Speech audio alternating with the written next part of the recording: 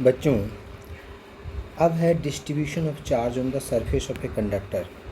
अगर कंडक्टर पे charge distribute करते हैं तो अगर कोई रेडियस बड़ा है किसी कंडक्टर का, किसी का छोटा है, तो उससे क्या इफ़ेक्ट होगा।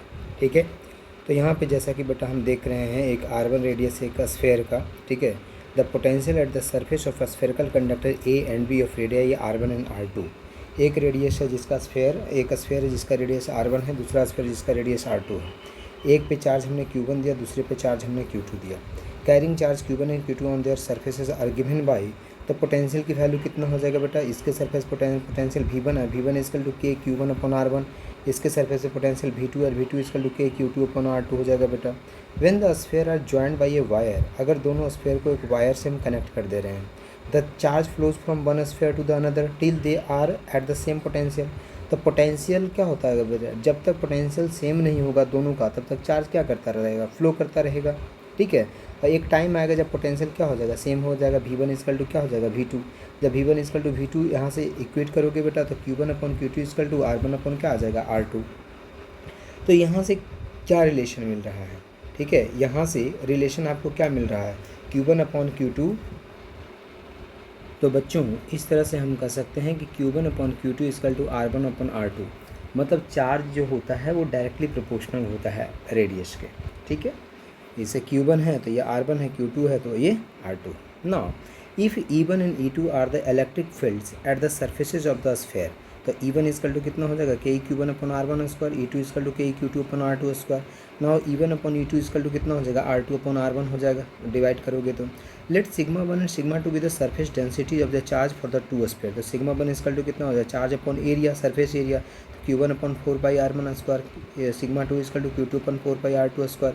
रेशियो निकालोगे तो यहाँ से R2 अपॉन R1 आ जाएगा। नाउ हम कह सकते हैं कि sigma is inversely proportional to radius. जो चार्ज डेंसिटी होता है, चार्ज का जो डेंसिटी होता है वो इन्वर्सली प्रोपोर्शनल टू रेडियस होता है बेटा, यहाँ से आप देख सकते हैं। ठीक है, मतलब इसका कहने का ये मतलब हो गया कि रेडियस जितना कम होगा, जैसे यहाँ पे देखो हमने दिखा रखा है बेटा कि मान लिया जाए कि एक रेडियस ऐसा है और एक रेडियस अगर ऐसा है, ठीक है, तो जितना कम रेडियस होगा उतना ज़्यादा चार्ज का डेंसिटी होगा बेटा। चार्ज का डेंसिटी कितना होगा उतना ही ज़्यादा होगा। इसका मतलब कि जो शार्प एंड होता है बेटा, यहाँ से यही कंक्लूजन निकलता है कि जो जितना शार्प एंड होता है वहाँ पे चार्ज का कंसंट्रेशन उतना ही ज़्यादा होता है। दस the surface density of charge is inversely proportional to the radius of the curved surface. This explains as to why the surface density of charge on the sharp end, the pointed ends of the conductor is greater than that of the flattened portion.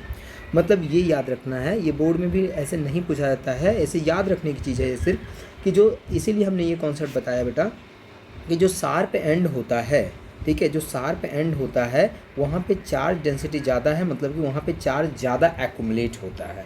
ठीक है, now अब एक corona discharge क्या होता है। ठीक है बेटा, देखो कोरोना, अभी कोरोना काल चल रहा है बेटा, ठीक है, कोरोना वायरस, हम लोग पहले से ही कोरोना पढ़ते थे। कोरोना डिस्चार्ज क्या होता है, when charge leaks from the sharp point, ठीक है, अगर कोई शार्प पॉइंट है, अगर वहाँ से चार्ज अगर लीक कर रहा है बेटा, शार्प पॉइंट है, बहुत ज़्यादा चार्ज एक्यूमुलेट हो जाता है शार्प पॉइंट पे।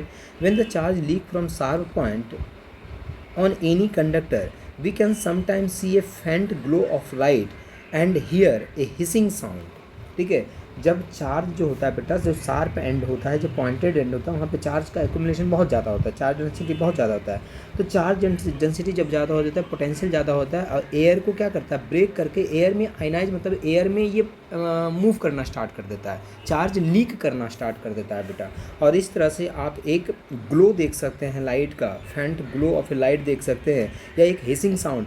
आपने देखा है कभी करंट, जो इलेक्ट्रिसिटी, जो तार वगैरह जो जाता है बेटा, ये जो इलेक्ट्रिक वायर, तो वहाँ पे कभी कभी जो 11,000 का या 440 वोल्ट का जो वायर जाता है, वहाँ पे आपको कभी कभी साउंड सुनाई देगा, चिर, ऐसे कुछ आवाज़ रहता है बेटा हल्का सा, वो इसी के कारण रहता है, चार्ज लीक कर रहा होता है वहाँ पे। ठीक है, this glow gives the process the name corona discharge. और ये जो जो चार्ज जो होता है एयर में लीक जो करता है, इसको हम कोरोना डिस्चार्ज बोलते हैं।